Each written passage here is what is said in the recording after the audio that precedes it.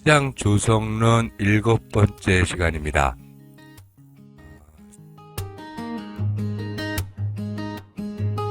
하루가 지나간 차트에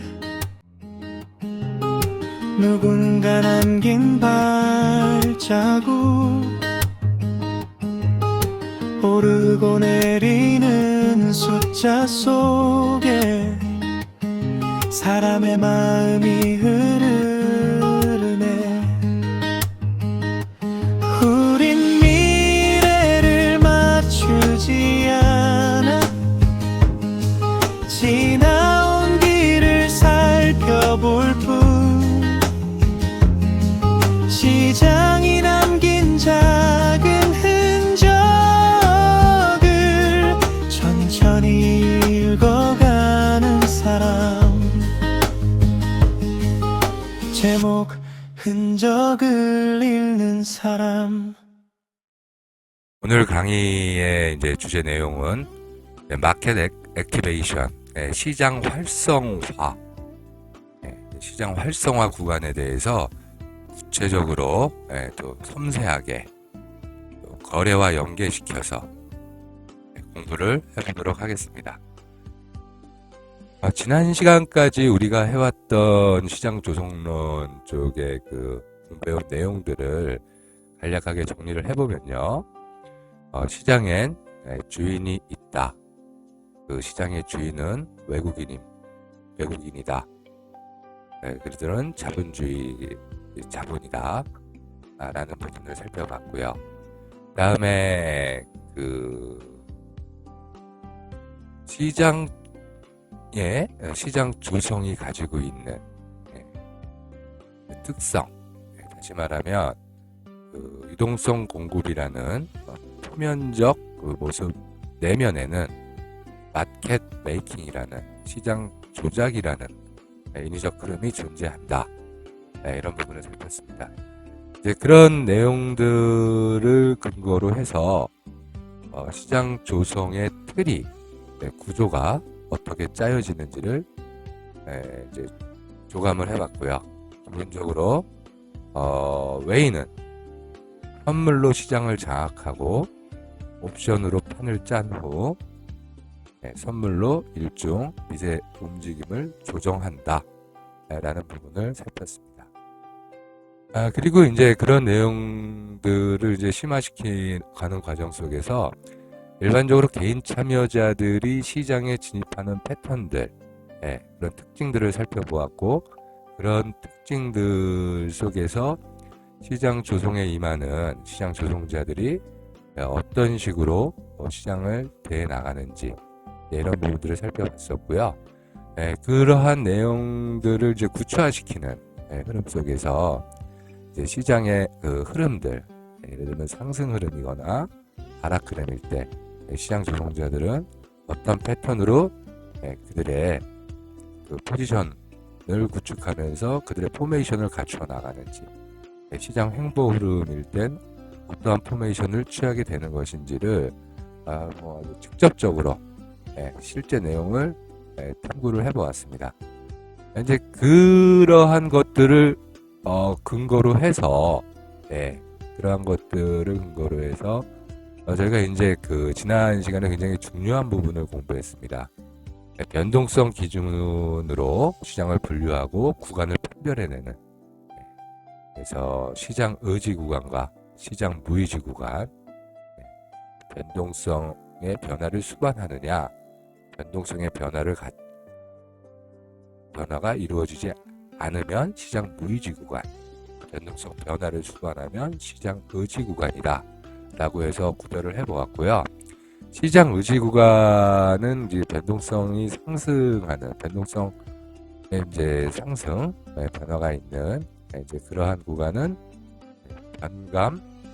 변상이죠. 변상 의지 구간이라고 하였고, 변동성이 축소되는 구간은 변감 의지 구간이다. 이렇게 해서 그 내용들을 살펴봤었습니다. 그리고 이제 그러한 내용들 통해서 변상 의지 구간에서 이제 이 부분을 이제 더 심화시키는 내용입니다. 오늘은 시장 활성화라는 부분이거든요. 아주 중요한 부분인데요. 자, 변상 의지 구간에서 시장 조성자의 포메이션, 그 포메이션의 어떤 특성들, 그 순간 나오는 특징들, 이런 것들을 살펴보았을 때, 시장 조성자는 옵션 환매수에 적극적이다. 또, 이 변상 의지 구간에서 변동성을 증가시키면서 돌파 붕괴 흐름을 연출하고 시장 조성자는 개인 사냥을 한다. 이러한 시장 흐름의 순간을 마켓 액티베이션 구간이라고 합니다. 시장이 활성화된 구간이라고 했죠. 그리고 이 마켓 액티베이션의 흐름이 나올 때 그 흐름이 상승 흐름인 경우에는 풋이 침체되고 선물이 올라가면서 콜이 팽창하고 그러면서 폭발을 하는 거죠. 지수가. 그 다음에 이제 콜 팽창된 부분이 해소되고 풋 침체가 해소되는 이러한 순환 구조 속에서 상승 흐름이 연출이 됩니다.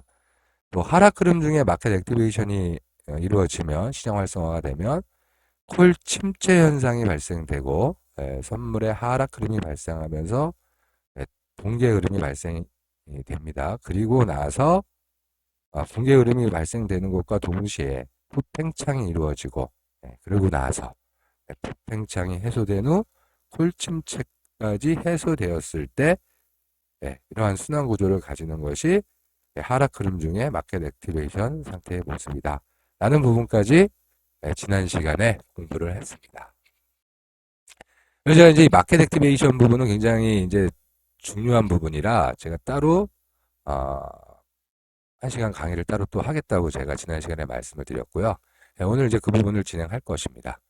이 마켓 액티베이션이라는 부분, 그 구간이 이제 어떠한 구간인지 감이 잡히실 거라고 봅니다. 마켓 액티베이션 구간이 어떤 구간이다라는 것이 잡힐 텐데, 다시 말하면 옵션 환매수가 중요하다라는 부분은 제가 계속 강조했었습니다. 자, 옵션 시장은 발행자 시장이라고 했습니다. 발행자 시장. 옵션 발행은 옵션 매도를 얘기하는 거예요. 옵션 매도. 마켓 액티베이션의 시작은 옵션의 침체에서 시작하는 겁니다. 옵션의 침체. 상승 흐름이 발생되는 경우 풋 매도가 많이 이루어지면서 누가 매도하겠습니까? 발행의 주체가 누구였습니까? 시장의 주인이 발행한다는 얘기예요. 개인들이 풋 매도 많이 친다고 해서 풋 옵션이 침체되지 않습니다. 개인들이 콜 발행 많이 한다고 해서 콜 옵션이 침체되는 흐름으로 가기 어렵습니다. 시장의 주인이 풋 옵션을 발행했을 때 그때 비로소 풋 침체가 이루어지고 시장의 주인이 콜 옵션 발행을 많이 했을 때 콜 옵션 침체가 이루어집니다.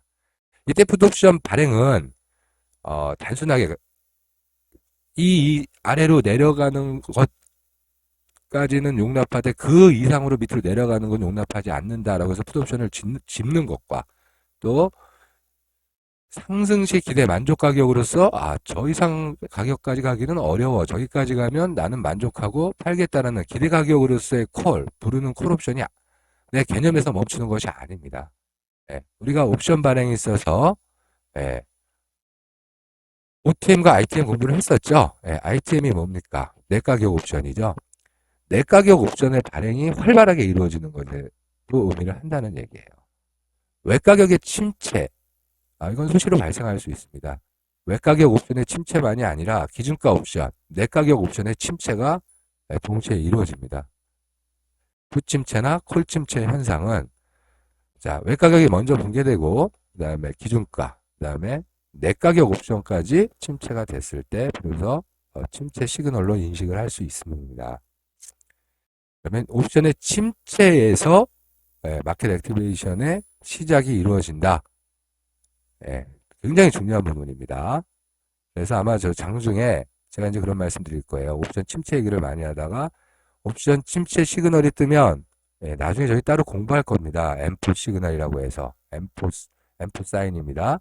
옵션 침체 현상 사인이 나오면 제가 변동성 매도자는 시장에서 도망가야 된다 라는 말씀을 장중에 많이 드렸을 거예요.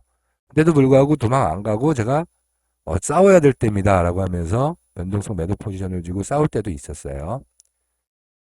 마켓 액티베이션이 시장 활성화가 확실하게 이루어지는 부분은 침체 이후에 선물의 움직임과 동시에 이런 현상을 수반해서 반대 옵션의 팽창 부분이 반드시 발생해야 마켓 액티베이션 상태에 달했다라고 얘기하는 부분입니다. 제가 옵션이 침체되면 오빠 달려 신호라 그랬습니다. 오빠 달려. 네, 부릉부릉 오빠 달려.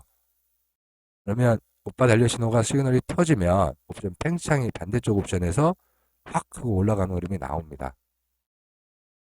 네, 이때가 언제입니까? 사냥당하는 거죠, 개인들이. 개인들이 사냥당하고, 네, 어떤 개인들이 사냥당하겠습니까? 많이 올라왔다고 매도한 고점 매도자들, 내지는 뭐 하방 흐름인 경우엔 많이 내려왔다고 저점 인식해서 저점권 매수 시도한 개인들. 또 누가 당하겠습니까? 양매도자 당하겠죠. 예, 양매도자 당합니다. 변동성 매도자들. 상승 시에 콜 매도자들 당합니다. 하락 흐름에선 풋 매도자 당합니다. 양매도자는 상승이든 흐름이든 마켓 액티베이션 흐름이 상태가 되면 당하겠죠. 양매도니까. 자, 결국은 옵션의 팽창이 이루어지느냐 안 이루어지느냐가 마켓 액티베이션 시장 활성화 상태에 달했느냐 그렇지 않느냐라는 부분입니다. 해당 옵션이 침체했는데 반대쪽 옵션에서 팽창이 이루어지지 않는 경우가 있습니다. 예, 그 경우는 옵션 환매수가 이루어지지 않는 시장이라는 거죠. 마켓 액티베이션에 달하지 못한, 시장 활성화에 이르지 못한 상태. 이건 결국 포인트는 옵션 환매수에 있다는 부분이에요. 발행자 시장인 옵션 시장에서 옵션을 발행한 이들이 그들이 발행한 옵션을 다시 매수해주는 환매수 흐름이 나오지 않는다면 그 부분은 돌파나 붕괴 흐름으로 연결되지 않는다라는 부분입니다. 돌파나 붕괴 흐름이 이어지기 위해서는 필수적으로 옵션의 환매수가 발생되고 그 옵션 환매수로 인해서 환매수 이루어지는 그 해당 옵션은 팽창이 이루어지게 됩니다. 이것이 마켓 액티베이션이에요. 그리고 팽창됐던 옵션이 해소되고 최종적으로 침체된 옵션의 그 침체가 해소되었을 때 마켓 액티베이션으로 인한 한 순환 구조가 마무리가 되어지는 부분입니다. 자, 다시 한번 정리해 드립니다. 그럼 이 마켓 액티베이션, 이 시장 활성화 상태는 무엇이냐? 자, 변상 의지 구간으로서 시장 조성자의 옵션 환매수가 발생하며 돌파, 붕괴 흐름 속에서 개인 참여자의 사냥이 이루어진다. 개인 참여자를 사냥한다. 누가? 시장 조성자가. 자, 그래서 이 마켓 액티베이션 상태는 시장이 열리는 순간이라고 말씀드릴 수 있습니다. 시장이 열리는 순간입니다. 자, 이런 개념을 잡았습니다. 이렇게 우리가 개념을 잡았다면 개념 잡고 끝냅니까? 왜 개념을 잡았겠습니까? 네. 트레이더가 시장에서 거래하기 위해서 자신의 기준을 세우기 위해서 공부하고 있는 겁니다. 거래와 연결되지 않는 공부는 의미가 없다기보다는 소용가치가 없는 거죠. 네.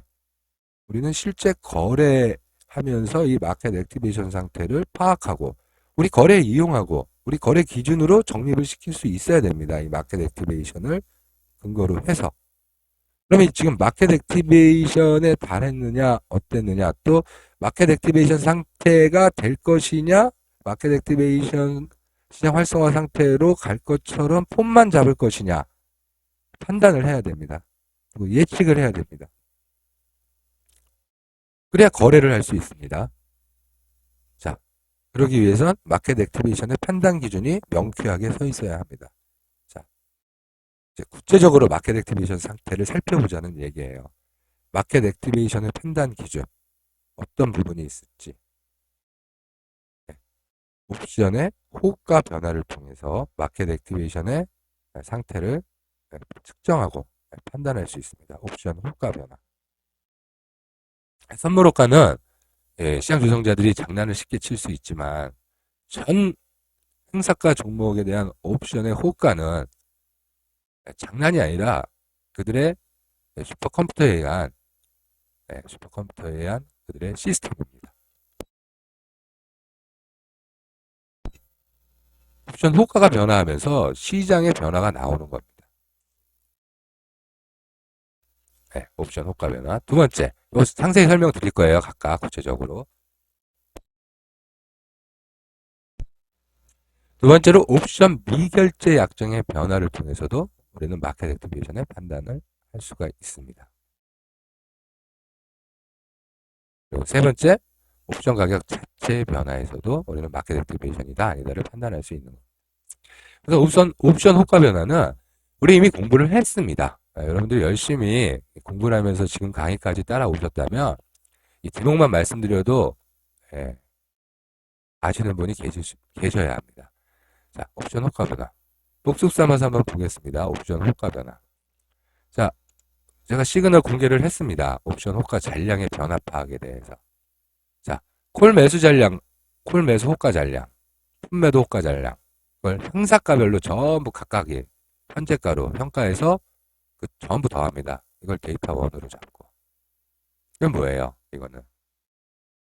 보겠습니까? 상방값이죠? 상방 옵션 쪽에 주문이 들어오는, 호가 주문이 들어오는 상방 주문들이죠. 데이터원은. 그죠? 풋 매수로 들어오는 호가 잔량들이랑 콜 매도로 들어오는 호가 잔량을 행사가별로 전부 평가합니다. 평가해서 총계를 내서 데이터 2로 잡습니다. 그건 뭐겠습니까? 뭐겠습니까? 하방 호가들이잖아요. 하방으로 보는 호가들이죠. 데이터 2는 뭐겠습니까? 하방값이겠죠? 하방값입니다. 그래서 이 하방값, 하방호가를 분모로 해서 하방호가분의 상방호가 100분율로 한 것. 이것이 41.5%. 또 상방호가분의 하방호가. 하방호가 변화율이죠. 그걸 100분율로 한 거는 240.9. 그래서 상방 변화율, 하방 변화율을 빼줍니다. 이 가격. 그래서 상방으로 변화하고자 하는 그 변화율 100분율, 또 하방으로 변화하고자 하는 그 100분율. 각각의 상대값에 대한 100분율이기 때문에 의미가 있어요. 그 부분을 빼줬을 때 이것이 플러스가 되면 상방 변화 쪽으로 강한 호가 수급이 들어오는 것이고 마이너스 쪽이면 하방 쪽으로 강한 호가 수급이 발생되고 있다. 방향성이 나온다. 여기서. 그리고 이 절대값이 커지면 커질수록 그 힘의 크기가 나온다라는 부분이에요. 여기에서 우리가 이거 공부를 했었지 않습니까? 이 가격 값으로 우리는 마켓 액티베이션 상태냐 아니냐를 판단할 수 있습니다. 옵션 상방호가, 옵션 하방호가의 그 퍼센트 차이 절대값이 플러스 마이너스 50%대 이런 언저리에서 움직일 때는요, 마켓 액티베이션 상태로 이탈하지 않습니다. 이제 시장의 어떤 그 상태에 따라서 조금씩 차이는 생길 수 있어요. 어떤 경우에는 200에서 한 300 정도 되면은 마켓 액티베이션 상태 계속 달하는 마켓 액티베이션 상태가 되는 시장 흐름이 계속 연출될 때가 있고, 심지어는 이제 예를 들면 하이퍼 양매도장 구조로 가는, 예를 들면 변폭이 큰데도 양매도장이 진행되는 그런 구간들도 있거든요. 그런 때는 뭐 한 200 내지 300이 됐는데도 마켓 액티베이션 상태에 달하지 않는 경우도 있어요. 근데 일반적으로 뭐 한 200, 300 정도 되면 마켓 액티베이션 상태가 자주 발생됩니다. 근데 이제 뭐 절대값의 차이가 100 미만으로 이렇게 움직일 때는 올라갔다 내려갔다 내려갔다 올라갔다 계속 이 반복을 합니다. 흐름이 마켓 액티베이션 상태를 잘 안 가요. 부침체 되는 듯 하다가 금방 해소됩니다. 부침체 이런 중간 과정 없습니다. 그냥 바로 부침체 해소 이런 식으로 돼요. 심지어는 또 콜 침체가 발생되고 콜 침체 해소. 양매도장이에요. 그렇게 되는 경우는 당연하죠. 그리고 무슨 구간입니까? 변감 의지 구간이에요. 그거는 시장 무의지 구간이 아닙니다. 변감 의지 구간입니다. 시장이 의지를 가지고 옵션을 발행하고 있는 시장이에요. 그런 시장은. 또 옵션 미결제 약정 이거를 갖고도 옵션 미결제 약정의 변화를 가지고도 할 수 있어요. 이게 당일 미결 변동자에서도 근거를 찾아볼 수 있다는 얘기인데요. 옵션 미결제 약정 이게 무슨 얘기냐면 옵션 미갈의 급감이 발생하는 그 옵션들이 발생을 해요. 예를 들어서 마켓 액티베이션이 침체가 일어나면서 상방으로 발생되잖아요. 콜팽창이 되죠. 콜옵션의 미결이 급감합니다. 콜옵션적 미결이 급감해요. 여기를 보시면 저기 옵션들 좀 미결제 약정 있지 않습니까? 미결 증가 부분이 있죠. 상방으로 마켓 액티베이션 상태가 달리게 되면, 풋옵션 쪽은 미결 반응이 굉장히 많이 늘어납니다. 이제 이날은 이제 여기에요. 이렇게 설명을 드려볼게요. 이 데이터는 보니까 하방으로, 마켓 액티베이션이 이루어진 데이터예요. 보니까. 근데 이제 심하게 일어난 건 아닌데, 대개의 경우 이제 상방 쪽에 이 콜옵 쪽은 미결이 늘어나고, 이쪽에 미결이 급감을 합니다. 미결이 급감하면서, 예, 이쪽에 풋옵션이 팽창을 해요. 콜은 침체가 되고, 풋은 상승을 하고. 이런 부분을 볼 수 있습니다. 그래서 옵션 미결제 약정, 그런 변화. 그래서 그 옵션 미결의 급감이 발생한 그쪽 옵션과 또 상대, 예를 들면 풋옵션이 미결 감소했죠. 상대 옵션 중에 미결 변화폭과의 괴리도도 볼 수 있어요. 자, 옵션 전체 미결제 약정 수량이거든요. 그런 증감 변화들. 자, 미결 콜잔과 콜변, 미결 풋잔과 풋변인데 이건 잔액의 변화. 자, 미결 풋잔액이 분의 미결 콜잔액을 했더니 콜잔액이 그 풋잔액 대비 29.7%더라. 이 풋 기준으로 보면은 134670분의 45311로 했더니 콜잔 대비 풋잔은 336.5%더라. 그래서 비록 이날 이 데이터들이거든요. 하방으로 마켓 액티베이션이 열렸지만 미결 풋잔이 높기 때문에 이날 풋 감마급이 터지면서 풋이 끝까지 날아가는 시장 흐름을 보이지 못한 날입니다. 이날은. 제가 기억이 나네요. 이 데이터 만들었던 날. 그런 날이 있습니다. 하방으로 감마급 이상의 변폭이 나왔는데 결국 종래에는 세트들의 양압이 감소하면서 우후반부의 양매 대장으로 전개되는 이날 그랬었습니다. 이날 그랬던 날이에요. 그런 어떤 데이터들이 나오는 부분들은 자 이런 전체 미결제, 옵션 미결제 잔액을 보면서 충분히 파악을 할 수 있다. 즉 옵션 미결제 약정 변화를 통해서 마켓 액티베이션 상태를 판단할 수 있다. 판단 기준을 세울 수 있다는 부분입니다. 또 세 번째, 옵션 가격 자체의 변화를 통해서도 우리는 확인을 할 수가 있습니다. 옵션 가격의 상대성이라고 제가 이제 옵션의 본질 강의를 하면서 말씀을 드렸어요.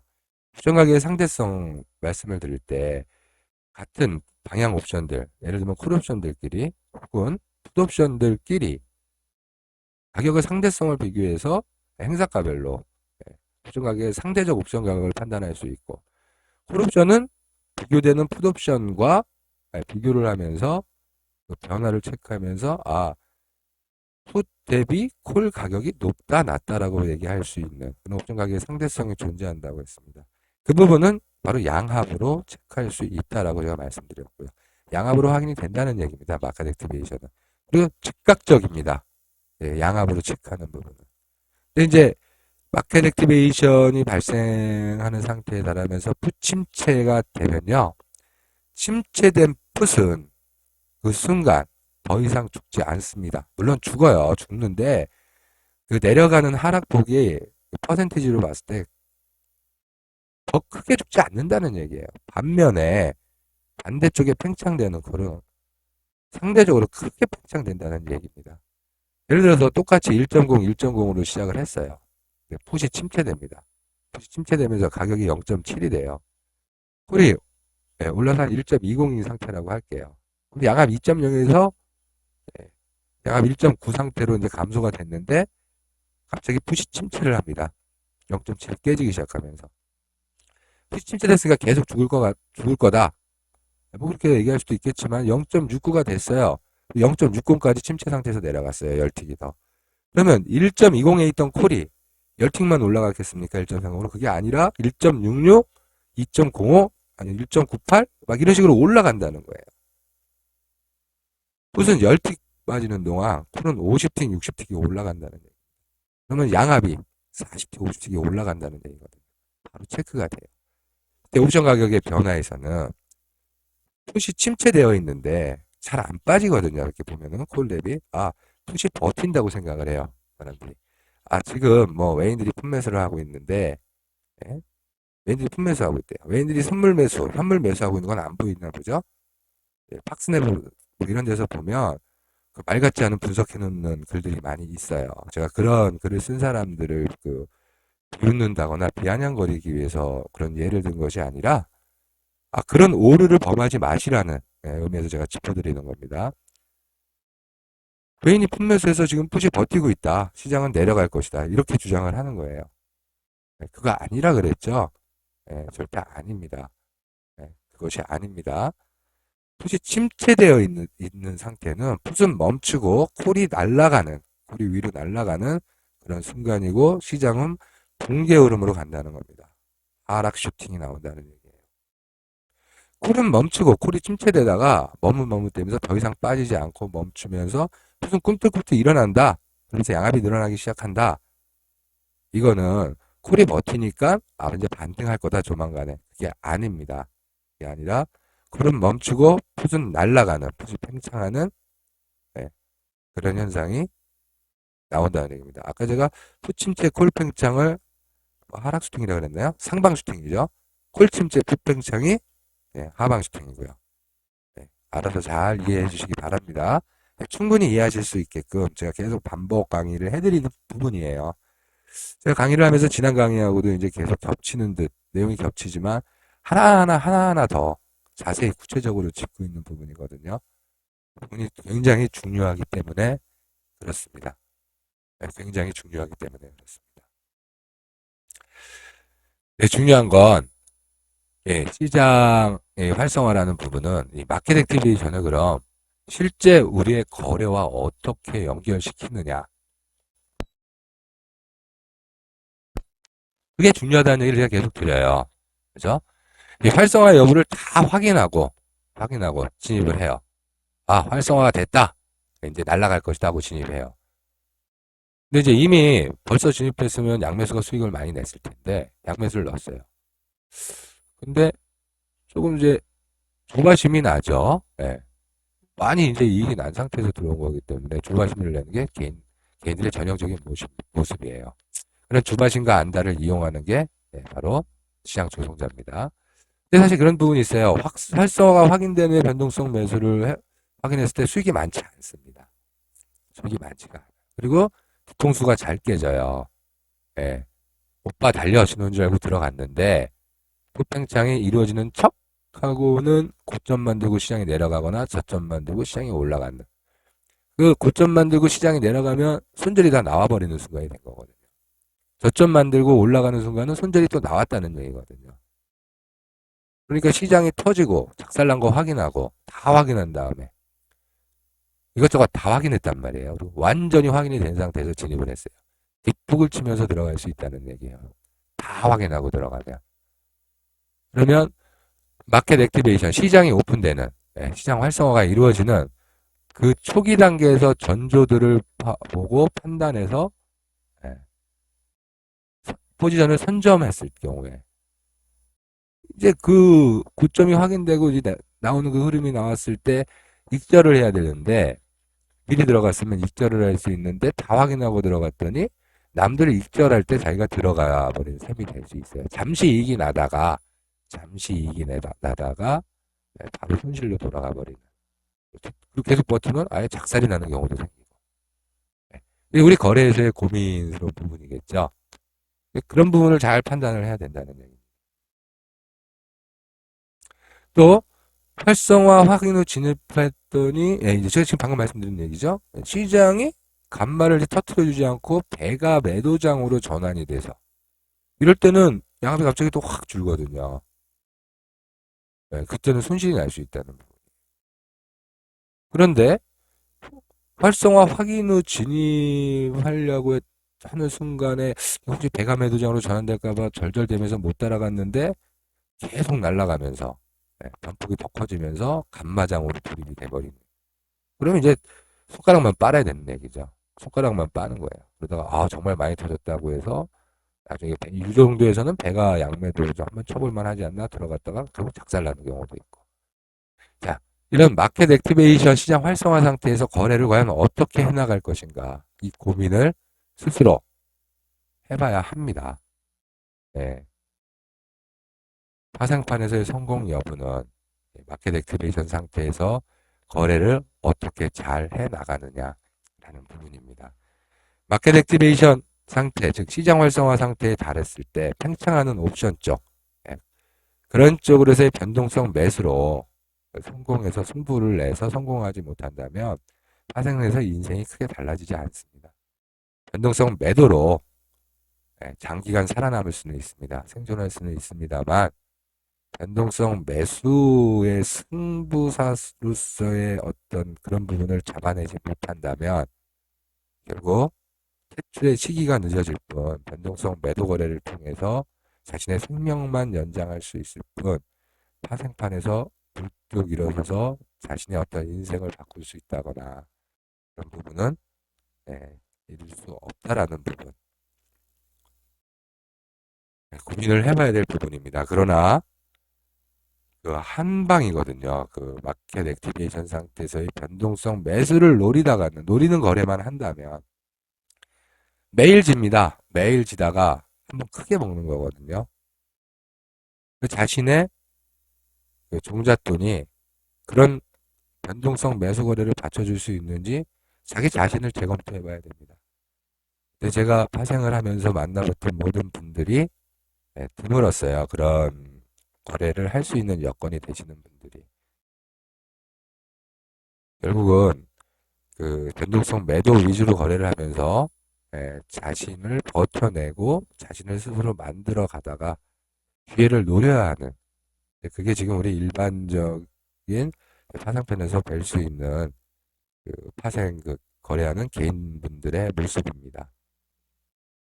근데 그런 분들이 그런 어떤 자신의 어떤 상태를 명확하게 파악하지 못하고 막 때로는 기준도 없이 방향성 거래에 사고팔고 하는 부분들에 많이 매달리고요. 또 이 변동성 매도와 관련된 어떤 리스크나 이런 부분들에 대해 깊이 공부도 하지 않은 상태에서 양매도 치면 그냥 뭐 수익이 들어오는 줄 아는 아주 손쉽게 돈을 벌 수 있다고 생각하는 그리고 양매도가 뭐 굉장히 안전하다고 믿습니다. 안전하지 않습니다. 양매도는 수익은 적고 다칠 때 손실은 큰 전술이 양매도 전술입니다. 자기가 사용하는 전술이 어떤 전술인지도 모르고 사용하는 분들이 많습니다.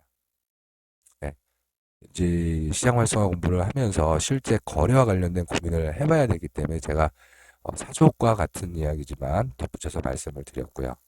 그렇다면 그런 측면에서 실제 시장의 모습을 마켓 액티베이션이 이루어졌던 날과 마켓 액티베이션이 이루어지지 않은 날 모습을 한번 살펴보면서 우리가 실제 이런 시장을 만난다면 거래를 어떻게 할 것인가를 고민을 스스로들 한번 해보시기 바랍니다. 제가 그 두 가지 사례를 실제 사례를 한번 보여드리겠습니다. 2013년 10월 1일자 선물 5분봉입니다. 제가 양압이나 이런 거 전혀 안 보여드렸어요. 일부러. 선물만 보면서 거래를 한다고 생각을 한번 해보십시오. 이날 변폭은 2.85입니다. 2.85. 아주 큰 변폭은 아니지만 그렇다고 작기만 한 건 아니에요. 이제 저랑 방송을 같이 하시는 분들은 이런 차트가 되게 익숙할 겁니다. 선들은 대부분 뭐겠습니까?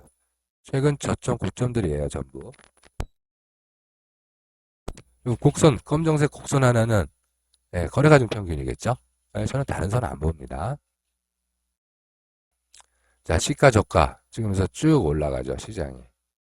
쭉 올라갑니다. 이렇게. 자, 그림을 제가 이제 선을 이제 그려가면서 보여드리죠. 올라갔고 265.65 고점을 찍은 다음에 하락을 합니다. 거래가중 평균을 깨버리네요. 깨고 저점은 안 깨죠.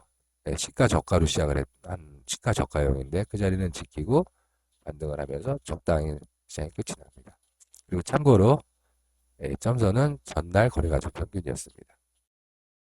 전일 거래가중 평균이었어요. 223.59 정도 자리가. 이런 날,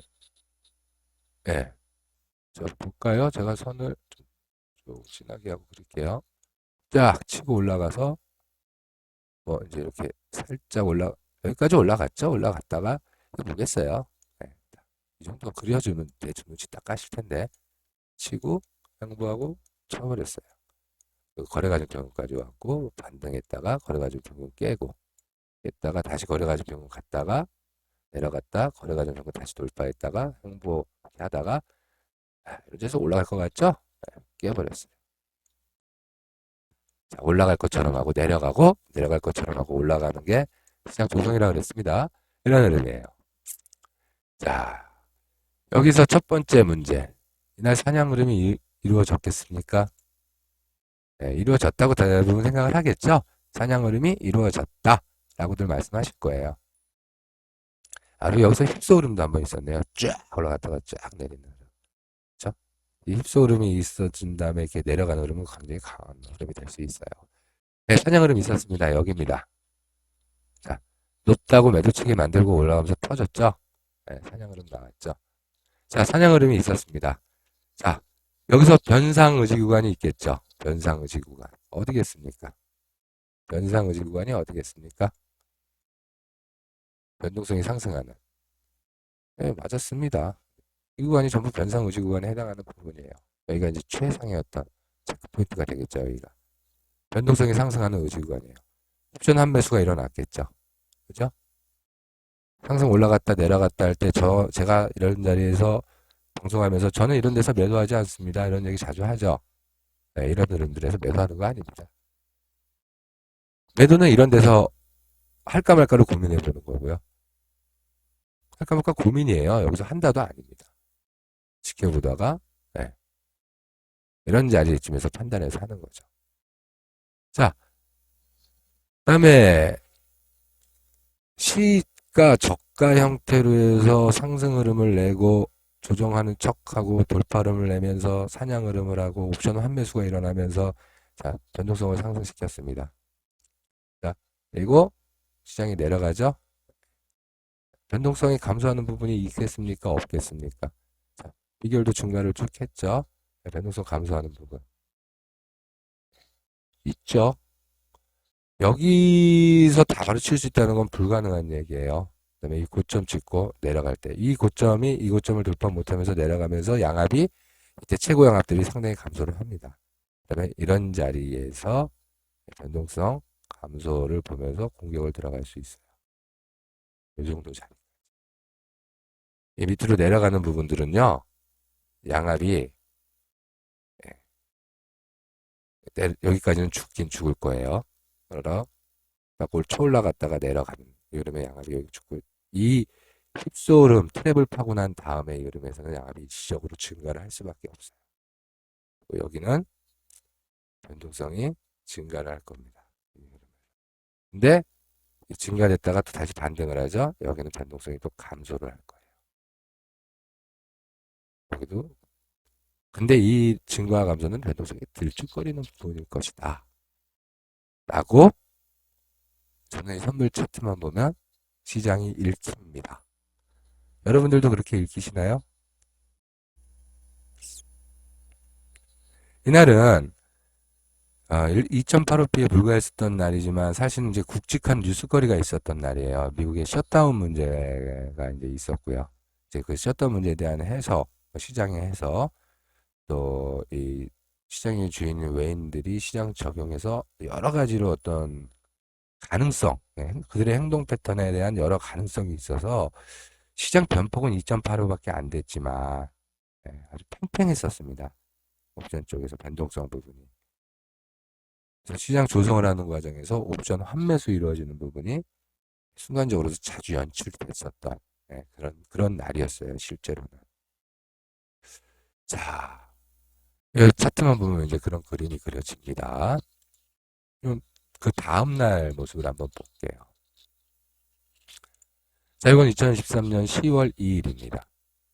10월 2일인데요. 자, 다시 한번 이제 그림을 그려가면서 볼게요. 이렇게 밑으로 내려와서 끝났었잖아요. 갭상을 했어요. 갭상.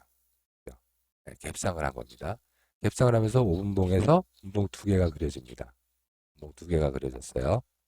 자, 선 보면 대충 전날 거래가중 평균에서 끝났다고 10월 1일 날 얘기했잖아요. 이 정도쯤에서 갭상으로 시작을 해서 조정하고 갭상에서 결국 올라간다. 이 고점을 찍고 시장은 거래가중 평균을 실제로 깹니다. 깨고 거래가중 평균 근처 접근했다 내려갔다가 접근했다가 다시 조정 내려갔다가 거래가중 평균 근처만 가면 두들겨 맞고 내려갔다 다시 접근했다가 공부하다 결국은 그냥 이러고 끝이 납니다. 하락장이죠. 자, 이렇게 제가 흘러가는 흐름 보여드렸어요. 미결은 아침에 늘었다 줄었다 갔다가 일찌감치 확 줍니다. 그러다가 미결이 다시 늘었다가 미결도 뭐 그냥 이렇죠? 그러다가 요 시간대 돼서 쫙 감소를 해요. 전날 미결 보시겠어요?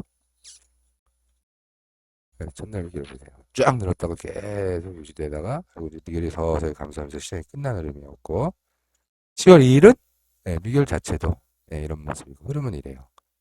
변폭은 2.00p입니다. 한 0.85 정도 작아요. 10월 1일보다. 이날 사냥 흐름 구간이 있었을까요? 개인들이 어디서 사냥을 당했을까요? 뭐 순간적으로 미시적으로는 조그마한 사냥 구간이 없는 건 아니에요. 그리고 굵직하게 잡는다면 이런 데서 당한 사람들이 있을 수 있겠죠. 어디요? 고점이 꽤 높게 시작했다는 얘기거든요. 상방에 대한 기대감이 있었다는 얘기예요. 해외 시장이 좋았다는 얘기입니다. 전날. 이렇게 내려갔다가 올라가는 것 같을 때 이런 데서 추격 매수했다거나 거래 중심에서 매수했다거나 이런 결국 회복 못 되죠. 네. 이런 정도가 오늘 그 처음에 설명을 당했겠죠. 결과적으로 저는 이 시장을 읽을 때 이렇게 읽힙니다. 올라갔다 내려갔다 갭필 흐름이 발생이 된다는 얘기입니다. 갭필 흐름이. 이 거래 가중 평균을 건드리는 자리, 저는 양매도 때립니다. 이런 자리에서. 양매도 때립니다. 양매도 장선은 들어가는 차트 모습이에요. 그리고 만나가죠. 이 정도쯤이면 이익이 충분히 나왔을 거예요. 다시 쭉 내려가면서 네. 콜매도 우위장으로 진행이 되면서 콜이 작살나는 흐름이에요. 그리고 이제 여기서 콜 매도한 분들의 손절이 좀 나오면서 콜 매수한 사람이 작살난 거고 풋매수들도 조금 발생을 한다는 얘기예요. 올라갔다가 걔들 양매수로 몰렸다가 양매수 다 털리고 끝나는 시장 흐름입니다. 저는 그렇게 읽습니다. 제가 이 결과를 알고 있기 때문에 이렇게 자신있게 말씀드리는 게 아니라 선물 차트만 이렇게 딱 보면 그렇게 읽힙니다. 여러분들도 그렇게 읽으셔야 합니다. 변폭이 2.00이다, 2.85다가 아니라 어떻게 시장이 움직였느냐. 벌써 이렇게 와리가리 하면서 움직였던 이 시장 흐름과 2.85가 움직이더라도 움직이면서 사냥을 하면서 움직였던 차이가 납니다. 이런 식으로. 연속성이 있어요. 시장의 흐름들이 내려갈 때도 연속성이 있고 올라갈 때도 강하게 연속성을 가지면서 사냥 흐름을 보이면서 올라가는 차트 흐름들이 다르잖아요. 이거를 2.85p 움직였다. 상승했다가 하락하면서 별거 아닌 장이었다. 이렇게 읽는 사람들과 그렇게 읽겠죠? 이 차트를 보면서 2.00p를 움직였는데 오르락 내리락 하면서 좀 하향 움직임을 일종의 가져간 장이었다. 이렇게 읽는 사람들. 대부분 그렇게 읽겠죠. 근데 우리는 그거보다 한 단계 더 나아가서 시장을 읽어줘야 된다는 겁니다. 왜?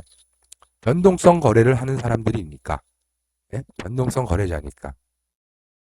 이날은 변상 의지 구간으로 시작해서 변동성을 크게 띄우다가 그 띄운 변동성을 감마급으로 연계시키지 않고 여기서 손절을 다 받아낸 다음에 변감 의지 구간으로 연계시켜 나갔고 이후에 무의지 구간으로 대충 흔들다 끝내는 그런 시장 흐름일 것 같다.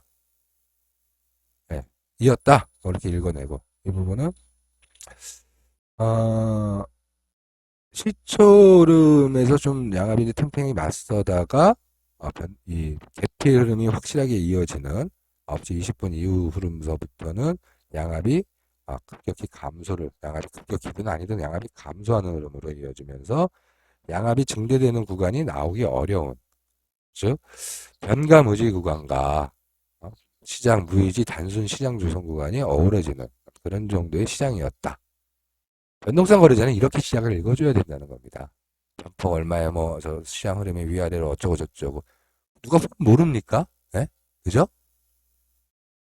그렇게 와서는 변동성 거래를 할 수 없습니다. 네. 변동성 거래는 선물 차트를 보면서 시장을 이해해낼 수 있어야 돼요. 이런 공부를 계속 해나가야 된다는 겁니다. 그날 하루하루 차트 보면서 차트 공부를 어떻게 해야 되느냐. 제가 지금 설명드린 것처럼 하는 겁니다. 변동성 거래자들은. 자, 그럼 양압을 거래하는 변동성 거래자 입장에서 볼까요? 실제 양압이 그날 어떻게 움직였는지. 위의 것은 10월 1일 날 모습이고요. 아래 것은 10월 2일 날 모습입니다. 어떻습니까? 제가 말씀드렸던 그대로죠. 양압이 크게 떴죠. 여기서 양매도 쳤던 사람들 다 작살입니다. 20틱, 30틱, 40틱 이거 어떻게 버텨요? 이 양압 흐름을. 못 버팁니다. 손절 당합니다. 이런 데서 양매도 쳐갖고 좀 버티다가 손절 당하고 다시 한번 치다 또 손절 당한다. 사냥 구간이 있다 그랬잖아요. 옵션의 환매수가 일어난 순간입니다. 마켓 액티베이션이 발생한 차트예요. 그 10월 1일 차트는. 시장이 열린 날이에요. 10월 1일은. 옵션 양압이 보여줍니다. 이런 식으로. 그리고 마켓 액티베이션이 닫히면서 배가 감마급으로 가지 않고 배가 양매도 자리에서 양매도를 줬다는 얘기죠. 시초 양매도자가 이걸 참고 버텼으면 이익으로 마무리되는 걸로 끝나요. 돈이 많아서 40틱, 50틱을 버텨내고 이걸 이익으로 정리했다. 예, 그러다가 언젠간 자기 돈이 다 아웃될 수 있습니다. 100틱, 200틱 날아갑니다. 이게. 날아갑니다. 양매도는 이런 자리에서 쳐볼 수 있어요. 11시 5분이나. 보시겠어요? 11시 5분 시장 어떤가? 네, 이런 자리에요. 11시 5분 정도면. 이런 정도 자리에서나 쳐볼 수 있다는 얘기예요. 이 자리에서 못 칩니다. 네, 이런 자리에서 겁나서 못 쳐요. 빠졌다가 다시 올라가잖아요. 그죠? 이런 데서 쳤다가 이익이 나다가 다시 올라가죠? 손절 당해요. 그런 사람들도 많이 당했을 거예요. 그럼 이제 이런 데서 쳐서 이제 그때부터 버티는 거죠. 최고 양압이 어디까지인지 봤으니까. 이걸 돌파하는 순간에 나오면 깨끗이 도망가야죠. 양압이 여기를 돌파하면. 근데 겁이 나니까 이런 상태에서 진입을 해놓고도 못 버티는 거예요. 실제로 지금 강의를 들으시는 분들 중에 그때 그 순간들이 기억나시는 분들도 계실 겁니다. 못 버틴단 말입니다. 이 상태까지. 넘어가면 맞습니다. 날아가는 거 맞아요. 그러나 날아가지 않으면 결국 어떻게 됩니까? 양압은 이렇게 된다는 얘기예요. 시장 경험 속에서 변동성 거래를 하시면서 계속 이런 부분을 관찰하고 겪어보고 하십시오. 싸울 수 있는 힘이 생기고 자신의 눈이 트입니다. 네, 그런 판단을 스스로 하실 수 있는 상태가 되기 위해서 지금 여러분들이 강의를 듣고 공부를 하고 있는 겁니다. 자, 두 번째 차트 제가 그랬죠? 10월 2일 날은 시장이 마켓 액티베이션이 이루어지지 않은 날이다. 시장이 열리지 않았다 그랬죠.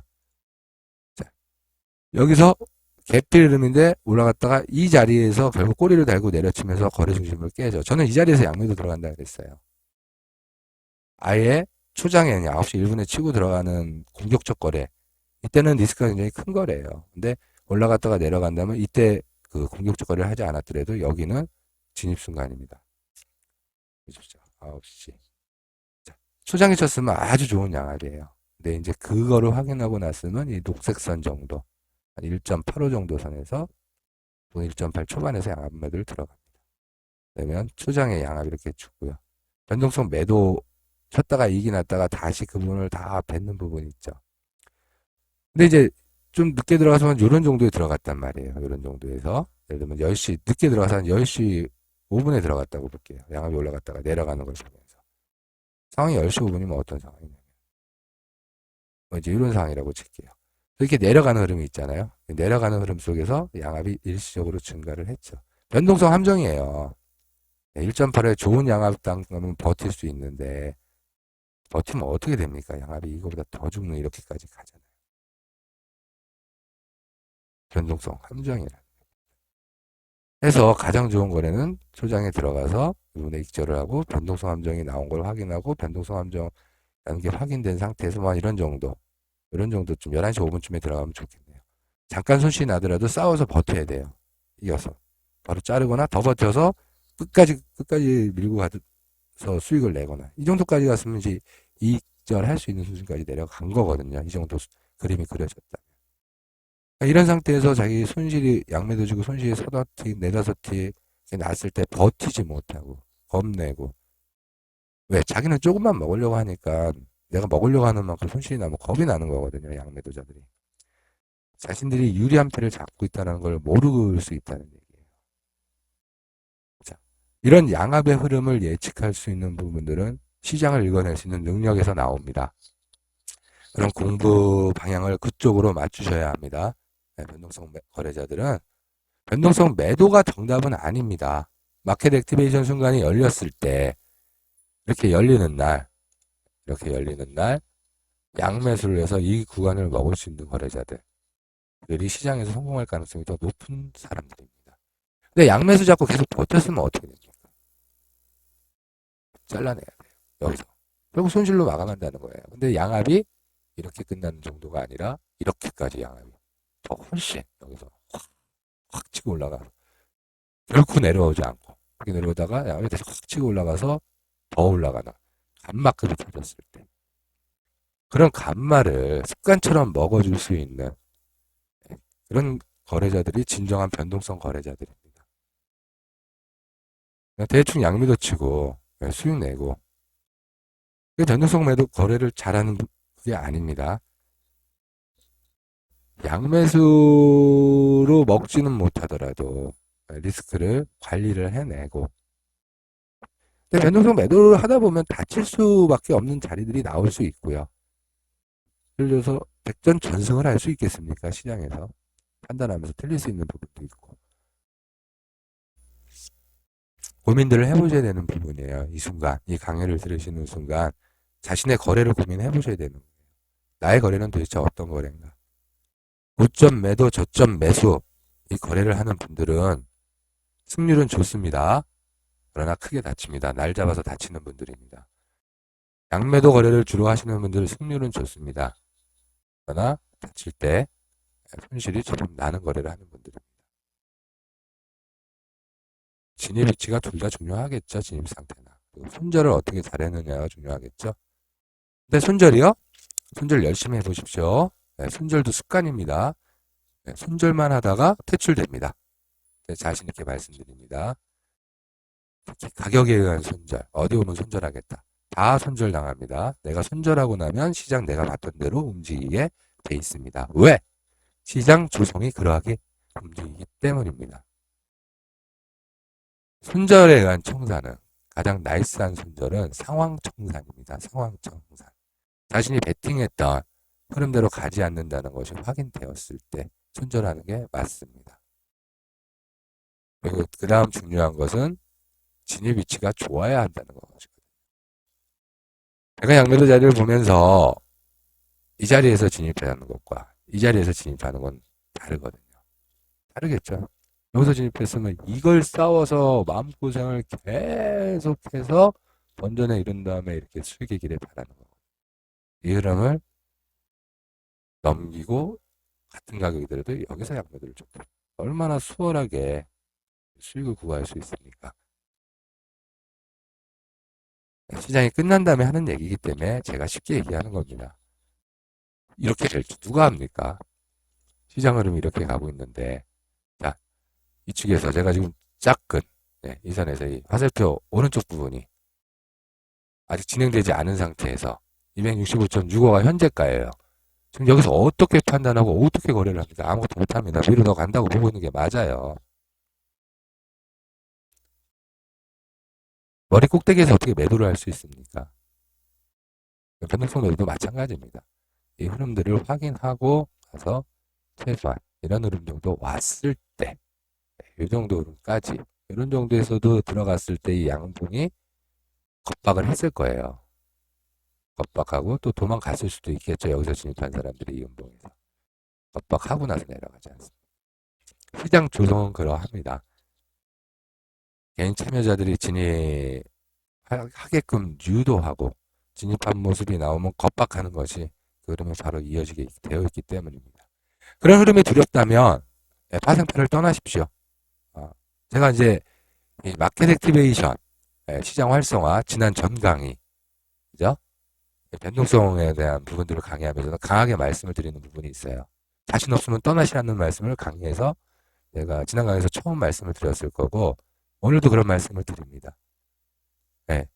파생판에서 싸움을 하지 않고 수익을 내고 승리를 거두겠다라는 나약한 생각으로는 이 시장에서 이겨낼 수 없습니다. 싸울 줄 모르면서 무슨 파생 거래를 합니까? 싸울 수 있어야 합니다. 전투력 없이 어떻게 전쟁에서 승리를 하려는 생각을 할 수 있습니까? 자신이 힘을 기르십시오. 전투력을 키우시라는 얘기예요. 전투력은 어디에서 나오냐면 자신의 강한 심리에서부터 나옵니다. 강한 심리는 자신의 자금에서 나오고